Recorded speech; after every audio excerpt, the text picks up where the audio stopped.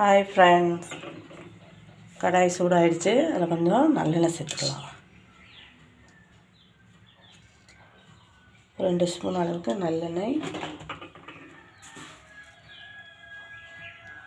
வெந்தயம் சேர்த்துக்கலாம். இன்றைக்கி என்ன செய்ய போகிறோன்னா, சுண்டக்காய், பாவக்காய் எல்லாம் சேர்த்து புளிக்குழம்பு செய்ய போகிறோம். சின்ன வெங்காயம் 10, சுண்டக்காய் ஒரு கைப்பிடி, பாவக்காய், முருங்கைக்காய், கத்திரிக்காய்.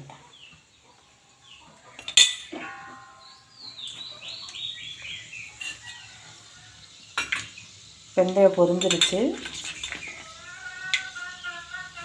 அந்த வெங்காயம் சேர்த்துக்கலாம். வெங்காயம், சுண்டக்காய்,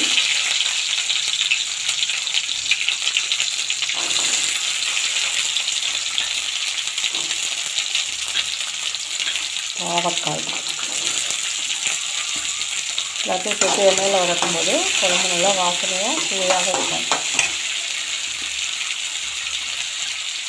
ஒரு 10 நிமிஷம் நல்லா வதங்கிட்டோம். ஒரு பெரிய தக்காளி அரிஞ்சு வச்சுருக்கேன், அதையும் சேர்த்துக்கலாம்.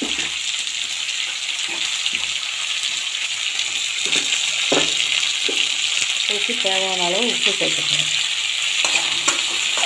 இந்த காய்க்கு மட்டும்தான் சேர்த்துருக்கேன், திரும்ப குழம்பு கொஞ்சம் சேர்த்துக்கணும்.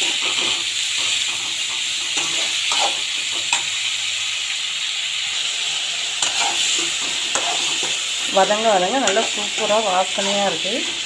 நம்ம எப்பயும் சுண்டக்காய் தனியாக, பாவக்காய் தனியாக செய்யலையே வாசனையாக இருக்கும்.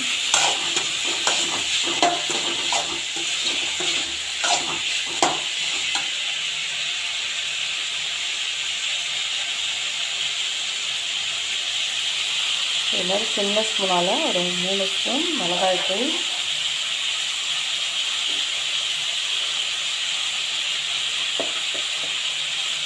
3 ஸ்பூன் மல்லித்தூள்,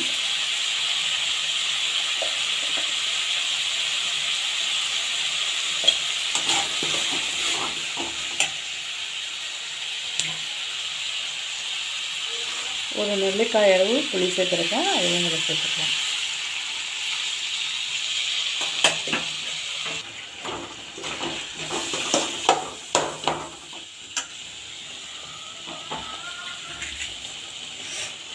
கத்திரிக்காய், முருங்கைக்காய்,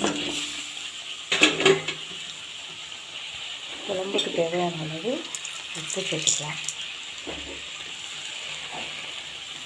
தேவையான அளவு தண்ணி சேர்த்துக்கலாம்.